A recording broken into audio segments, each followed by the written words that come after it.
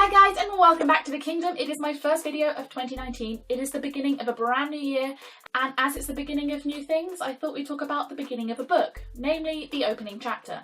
Now most of you will already know that an opening chapter is super important for capturing your readers' hearts and minds.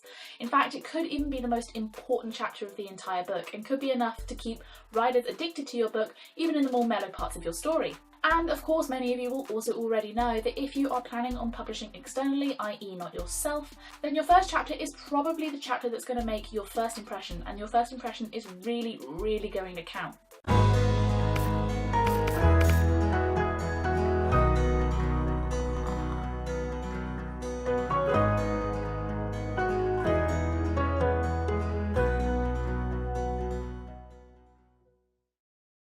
So opening chapters are absolutely crucial, but in my personal opinion, I find them slightly easier for sequels.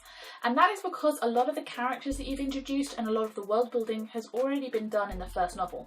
And as such, the opening chapter in a sequel kind of just needs to remind you of the flavour of the first novel so that they have all of the information fresh in their mind going into the second, third, fourth, whatever it is.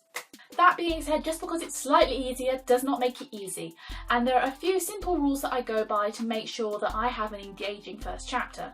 Now I know that all rules are made to be broken and that there are exceptions to everything, I am not denying that, but still I find that these few rules are a pretty good guide for helping me work out whether or not I've got an engaging first chapter. My first tip is prologues are no logs. If you have a prologue to explain something right at the beginning of your book, then you're probably starting in the wrong place. The key word there being explain. Now if you've got a really cool scene that's going on, something that sets the tone and the genre of the book, then absolutely go for it. But if you're using your prologue as a huge info dump right at the beginning of the book, then you're probably going to turn readers off. A lot of readers feel like a prologue is like a beginner level of a game or a barrier that they have to get through before they can get into the book. And as such, that can turn people off from your book, can immediately suck some of the fun out of it and make your book feel like work, which is the last thing we want to do because reading is a form of entertainment. What I find most commonly about prologues is that actually a lot of the information that's in a prologue could actually be threaded through the first 5 chapters. Again, if your prologue is world building or history, make sure it's actually relevant to the first 3 chapters. If it is something that is absolutely needed to know to understand the first 3 chapters, then absolutely put it in there. Try and keep it brief and interesting and entertaining.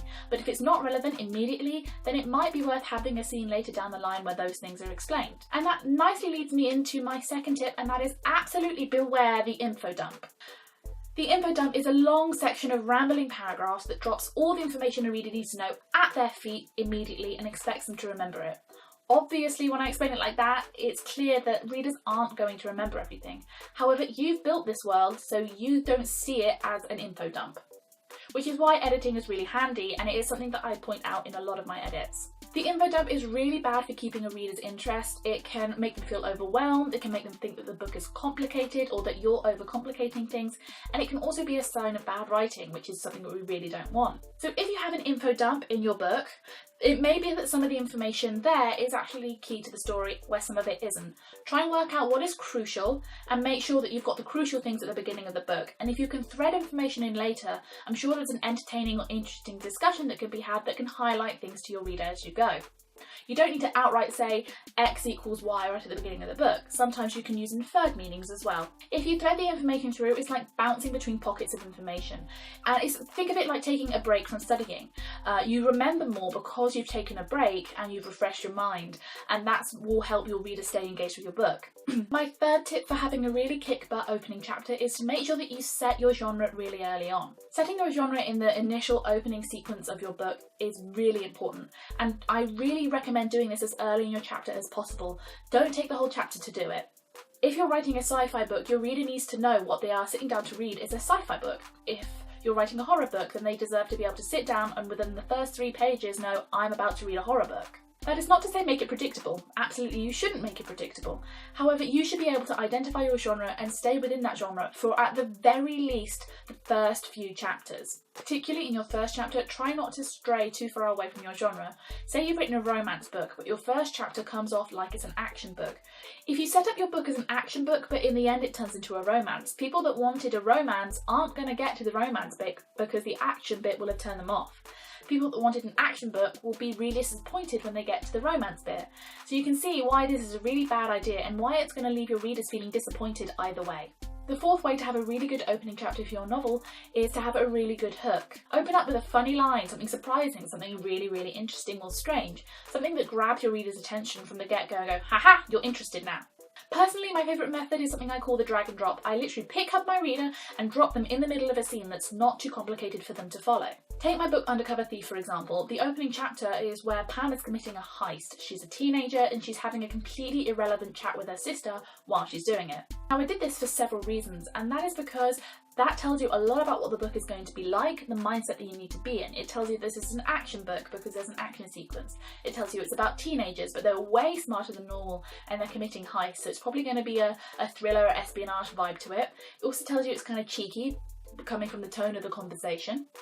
So that scene, while is not giving specific information about why this is going on or why it's happening, raises those questions which are going to be answered in chapter 2 and 3, but it does answer the question, what is this book going to contain? What are the major themes, or what kind of genre is it, so that people know what to expect when they go into reading the rest of the novel. Also, leaving some people with some questions like, how are they related? Why are they in this position? Could be really interesting and keep the reader hooked for the first 3 chapters because they have those questions that they want to get answered. That's actually something that I find gets me through books, is that if some of my initial questions about someone is answered early on, then I feel like this book is going to have a good resolution and keeps propelling me forwards. Now obviously my book is slightly easier because it's set in a parallel version of this modern world and everyone's sort of, all the world building is already done because you know the modern world, but I still think that it's a really good trick to use for other people even if you're creating your own worlds. Well, that's all from me this week. I hope you've enjoyed this video. If you did, please give it a big thumbs up and hit the subscribe button. Remember, if you've got any questions, you can contact me on any of my social media platforms.